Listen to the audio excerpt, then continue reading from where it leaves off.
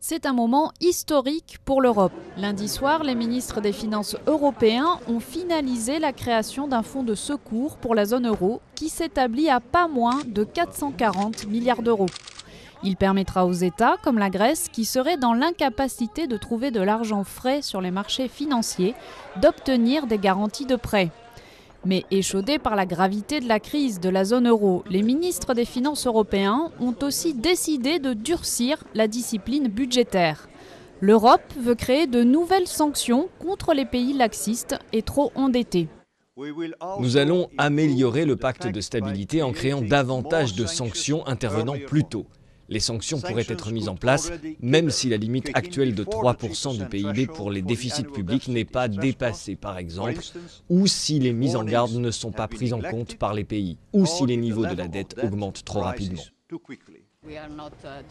Il ne s'agit pas de sanctions qui pourraient résoudre n'importe quelle crise dans la zone euro. Je pense que ce dont nous parlons, c'est plus de coordination, plus de mesures préventives pour que ce pacte de stabilité fonctionne vraiment bien.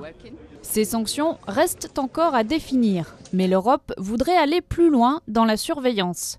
Les ministres européens ont accepté une autre nouveauté de taille, le principe de faire, à l'avenir, examiner les grandes lignes de leurs projets de budget nationaux par l'UE, au printemps de chaque année. Tout le monde s'est mis d'accord aujourd'hui sur les voies et les moyens de revoir la situation fiscale des États membres à un stade plus précoce et de façon plus étalée. Chaque printemps, les prévisions de budgets nationaux seront présentées devant la Commission et devant les États membres de l'Union.